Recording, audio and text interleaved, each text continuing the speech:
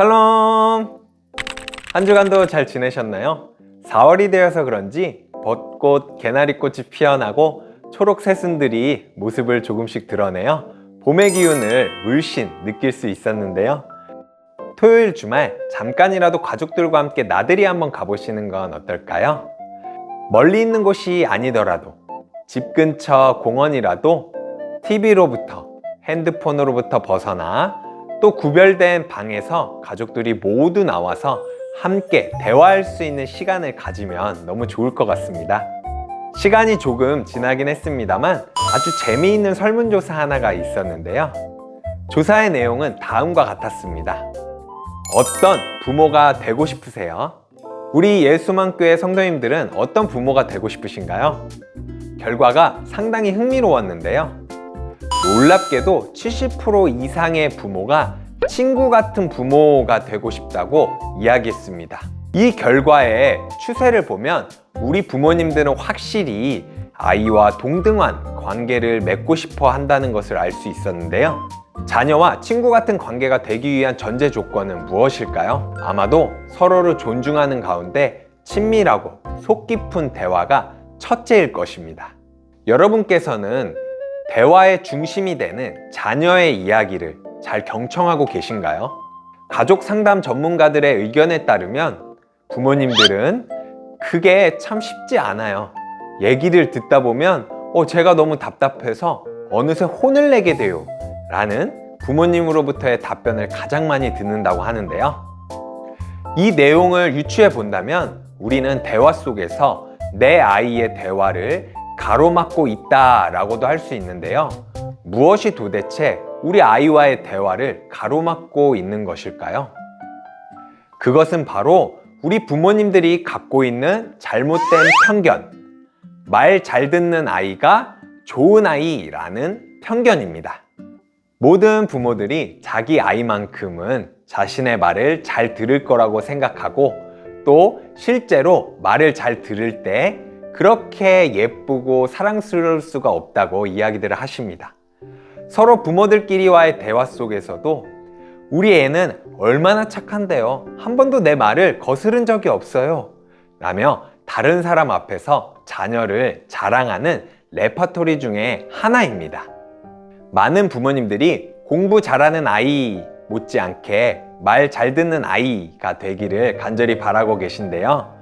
요즘 부모님들은 한두 명의 자녀를 낳기 때문에 아이들에 대한 기대치가 예전에 비해서 매우 높은 것은 사실입니다. 그래서 아이를 자유롭게 키우기보다는 자신의 뜻대로 하고자 하는 경향이 많습니다. 부모로서 자식을 위해 해준 도리를 말 잘 듣는 아이로 보상받고 싶다는 것입니다. 즉, 아이의 특성과 성장 속도를 이해하지 못한 채로 아이에 대한 자신들의 기대와 생각이 절대적으로 옳다고 믿기 때문에 말 잘 듣는 아이만큼 부모에게 만족스러운 아이는 없는 것입니다. 따라서 자녀들이 이런 부모의 기대치에 부응하려면 일단 순종할 수밖에 없습니다. 그런데 여러분, 어릴 때 자신의 뜻과 관계없이 부모에게 순종했던 아이들은 커가면서 문제를 일으키기 일쑤인데요. 혹시라도 대화하다가 부모님께 실망을 끼쳐드릴 것 같아서 하고 싶은 말을 감추고 자신의 욕구를 계속 억누르다 보니 부모에 대한 원망이 자꾸만 생겨납니다. 그것은 결국 아이로 하여금 엉뚱한 반항 심리를 부추기게 하고 또 나중에 아무렇지 않은 얼굴로 아주 매우 큰 거짓말을 하거나 무뚝뚝한 표정으로 일관하며 자신의 감정을 잘 표현하지 못하는 아이들이 바로 이런 경우입니다. 여러분, 엄마 반성문이라는 책 읽어보셨나요? 초등학교 교장인 이유남 작가가 쓴 책인데요. 아이들을 말 잘 듣는 아이로 키우며 1등 교사, 1등 엄마라는 자부심을 가지며 살아가던 중 전교 1등 고3 아들과 고2 딸이 무작정 자퇴를 하게 되어 가정이 풍비박산이 됩니다. 그 깊은 좌절 속에 작가는 자신이 부모가 아니었고 감시자였고 또 무자격 부모였다고 이야기하면서 부끄러웠던 과거를 솔직하게 고백하고 자녀들과의 관계를 회복시킨 과정을 책에서 보여주고 있는데요. 말 잘 듣는 착한 아이라는 칭찬을 듣기 위해서는 그저 부모의 말을 절대적으로 순종해야 한다는 것을 경험적으로 알아버린 우리 아이들은 자신의 속마음이 어떠한지도 알지 모른 채 오로지 부모의 뜻을 따르기 위해서 무의식적으로 스스로를 억압합니다. 그래서 너무 말 잘 듣는 아이는 정신의학 학술 용어로 순종하는 병이라고 진단하기도 하는데요. 그러므로 우리는 아이가 말을 잘 듣는다고 해서 그저 좋아할 일은 아닌 것 같습니다. 우리가 정의 내리는 말, 이 말의 의미는 엄마나 아빠가 정하는 규칙인데요. 아이에게 옷 입히기, 옷 벗기, 숙제하기, 잠자기, 밥 먹기, 정리하기 등등을 제 시간에 하라고 재촉합니다. 그런데 아이의 입장에서 보면 그것은 지금 아주 재미있게 하고 있는 어떤 일, 또 게임 등에 있어서 자신의 놀이를 방해할 요소일 뿐입니다.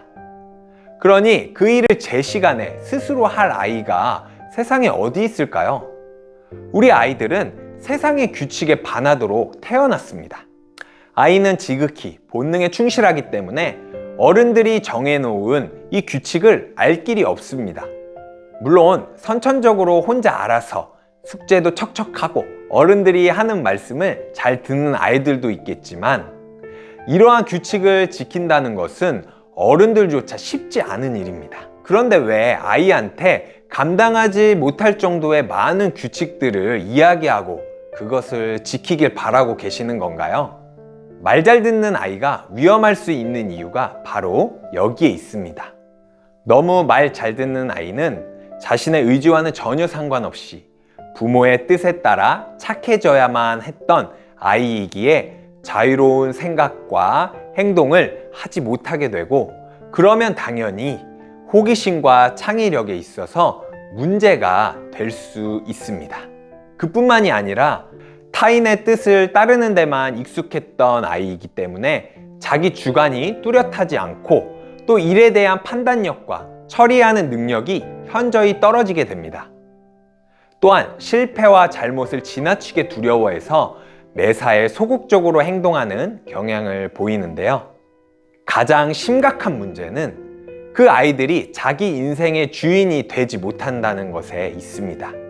그래서 자신의 인생을 스스로 개척하지 못하고 설계하지 못하고 자신감을 잃어버린 채 방황하면서 일종의 패배감을 안고 살아갈 수 있습니다. 남의 일이다 라고 이렇게 생각하실 수도 있지만, 여러분, 이러한 안타까운 결과를 끌어안으면서까지 내 아이를 말 잘 듣는 아이로 키울 필요가 있을까요? 친구 같은 부모가 되고 싶으시다면 이 편견을 벗어나는 것이 가장 큰 첫걸음일 것입니다. 편견에서 벗어나 아이들을 존중하며 대화하고 싶으신 마음이 드시나요?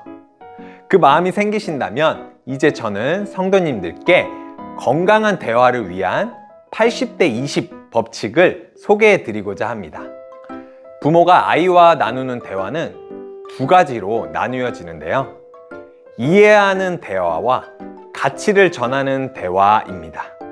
이해하는 대화는 아이의 입장이 되어, 즉 아이의 눈으로 세상을 보면서 하는 이야기입니다.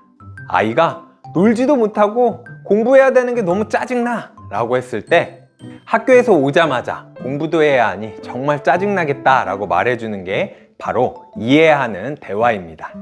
이를 통해서 부모는 아이의 감정을 공감해주고 아이의 기분을 풀어줍니다. 그러면 부모가 아이에게 어떤 말을 하든 아이는 그것을 의욕적으로 받아들이고 실천하려는 태도를 보이게 될 것인데요. 이해하는 대화가 아이의 동기를 이끌어내고 그것을 강화시키는 셈입니다. 한편 가치를 전하는 대화는 부모가 아이를 교육시키는 입장에서 하는 대화입니다. 예를 들면 공부 열심히 해야 한다, 짜증내는 것은 일을 그르치기 쉽다, 성실과 인내가 필요하다 등등의 이 말들은 아이의 잘못된 행동을 지적하고 올바른 방향으로 이끌기 위해서 하는 대부분의 말이 여기에 포함됩니다. 이 두 종류의 대화가 떨어져 있는 것은 아닙니다. 부모의 대화는 아이의 기분과 생각을 이해해 주어야 하고, 그러면서 올바른 가치를 전달할 수 있어야 하는데요. 그런데 부모님들은 아이에게 가치를 전하는 대화만 하려는 경향이 있고, 또 아이의 감정이 아닌 자신의 감정을 싣고 대화하는 경향이 있습니다. 하지만 가치를 전하는 대화를 주로 하다 보면 아이는 어느새 부모의 옳은 말, 무서운 말에 방어적인 자세를 취하게 됩니다. 옳은 가치를 전하려다 하다 보니 아이의 잘못을 계속해서 지적하게 되고, 또 감정을 불필요하게 실어서 지적을 하게 됩니다. 그러면 아이는 스스로 보잘것없는 존재로 자신을 여기게 되고, 또 자신을 인정하지 않는 그 부모에게 커다란 벽을 느끼게 됩니다.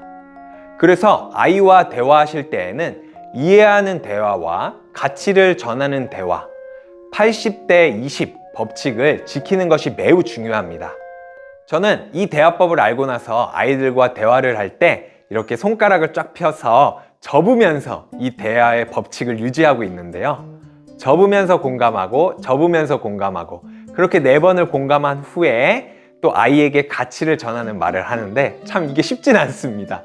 저도 모르게 때때로 실패할 때가 많은데요. 처음에는 공감보다는 그저 되풀이하는 말투였지만 아이의 표정이 바뀌는 것을 보면서 저도 모르게 공감의 마음이 그렇게 생기게 되고, 또 조심스럽게 가치를 전하는 말을 하게 됐습니다. 그리고 아이는 그 가치를 전하는 대화를 했을 때 표정으로 받아들이고 있어요 라는 그 마음을 느낄 수 있었는데요. 분명 우리는 이것을 수치화한다는 것이 쉽지 않고, 또 이 법칙대로 한다는 게 어렵다는 것은 저도 여러분도 알고 있습니다. 그런데 여러분, 우리는 이 법칙을 지키는 것도 버거워하는데 우리 아이들은 매 순간 부모님들이 만드는 법칙 속에 살아가고 있습니다. 어쩌면 숨이 막히는 순간 속에 있을 것입니다. 그 막힘을 뚫어주고 싶다라는 마음이 계시다면 이 대화법, 80대 20대 법칙을 지킴으로써 아이의 마음을 공감해 주시고 존중하는 대화를 이어가시면 좋을 것 같습니다. 일본의 유명 동화 작가 하이타니 겐지로가 쓴 문구 하나가 있습니다. 중요한 것은 가르치고 이끄는 것이 아니라 아이와 어른이 함께 배우고 성장하는 것이다.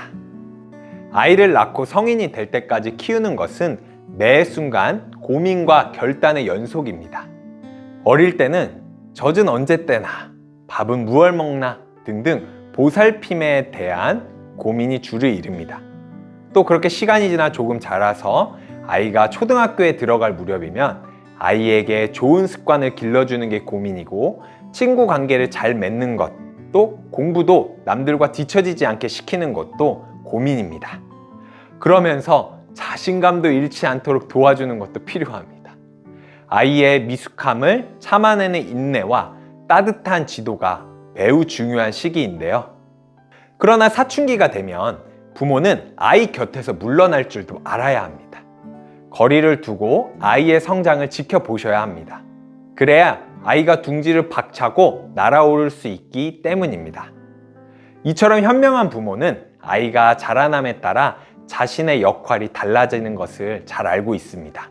품에 꼭 안고 있다가 또 거리를 두고 보다가 마침내 놓아주는 것, 그것이 부모의 이름으로 가야 하는 길인 것입니다. 그러려면 부모가 끊임없이 배우고 성장해야 합니다. 아이를 내 삶의 법칙과 경험에 비추어 내 기준에 키우려고 하는 것이 아니라 아이의 성장 나이대에 맞는 것이 무엇인지, 어떤 특성이 있는지를 우리는 함께 끊임없이 배워야 할 것입니다. 그 특성을 알기 위해선 우리가 올바른 대화를 통해 아이의 표정과 아이의 감정을, 아이의 생각을 읽을 줄 알아야 합니다.